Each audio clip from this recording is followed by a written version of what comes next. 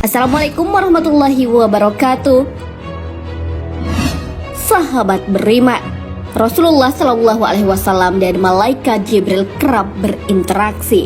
Saat wahyu turun kepada Nabi Muhammad Shallallahu Alaihi Wasallam diperantarai oleh Jibril.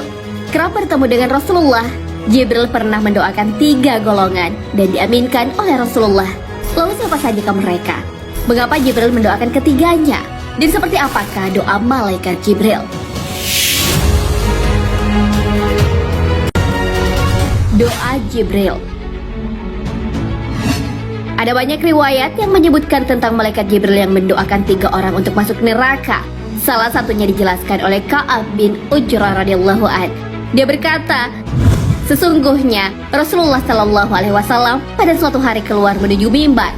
Ketika dia naik ke sebuah tangga, beliau bersabda, "Amin." Lalu beliau naik lagi dan bersabda, "Amin." Lalu beliau naik lagi ke tangga yang ketiga dan bersabda, "Amin."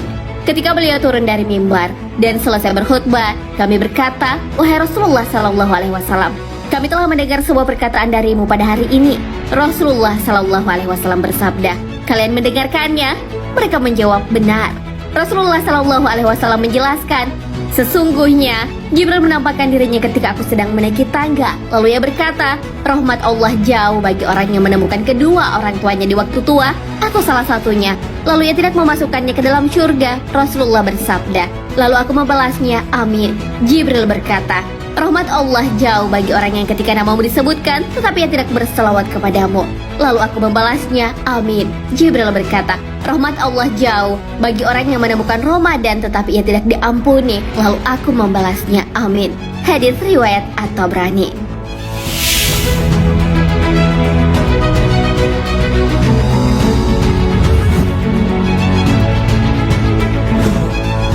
Tak mendapat ampunan pada bulan Ramadan.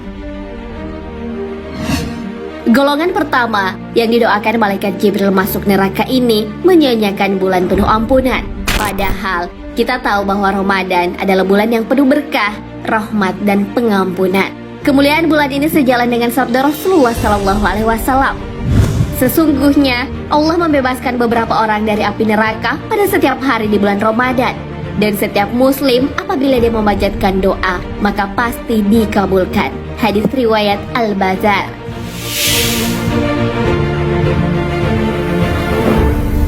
Setiap amalan yang dilakukan di bulan ini akan dilipat gandakan oleh Allah Subhanahu wa Ta'ala. Namun sayang sekali, banyak orang yang tidak memanfaatkan dengan baik. Alih-alih mendapat ampunan, malahan pada akhirnya akan terjerumus ke dalam api neraka. Na'udzubillah.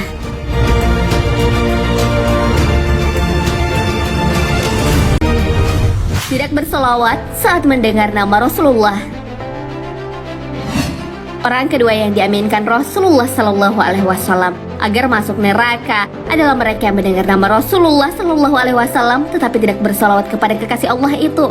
Salawat adalah pengagungan kepada Nabi junjungan kita.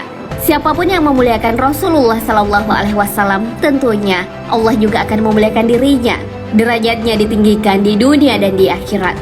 Hal itu pun juga berlaku sebaliknya. Siapa yang tidak dimuliakan Rasulullah, Allah akan menghinakannya. Rasulullah menganjurkan umatnya berselawat kepadanya di hari Jumat. Hal ini sesuai dengan sabda beliau. Perbanyaklah kalian membaca selawat kepadaku pada hari dan malam Jumat. Barang siapa yang berselawat kepadaku sekali, niscaya Allah berselawat kepadanya 10 kali. Hadis riwayat Al-Baihaqi.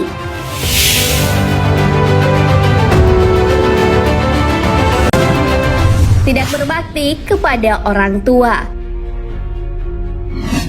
Berbakti kepada orang tua adalah kewajiban seorang anak.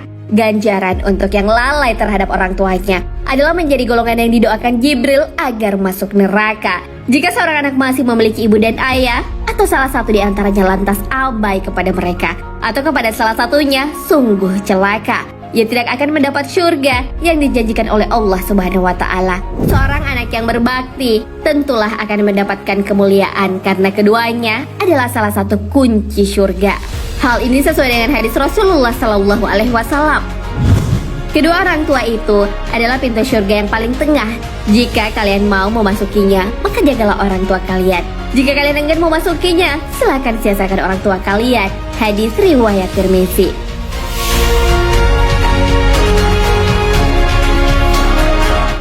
banyak sekali ayat ataupun hadis yang membahas tentang kewajiban anak untuk berbakti kepada orang tuanya.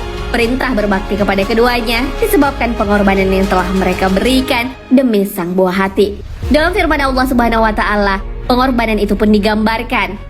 Dan kami perintahkan kepada manusia berbuat baik kepada dua orang ibu bapaknya. Ibunya telah mengandungnya dalam keadaan lemah yang bertambah-tambah dan menyapihnya dalam 2 tahun. Bersyukurlah kepadaku dan kepada dua orang ibu bapakmu. Hanya kepadakulah kembalimu. Al-Quran Surah Luqman ayat 14.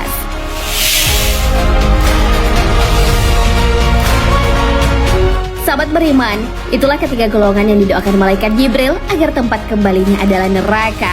Hal ini pun turut diaminkan oleh Rasulullah SAW.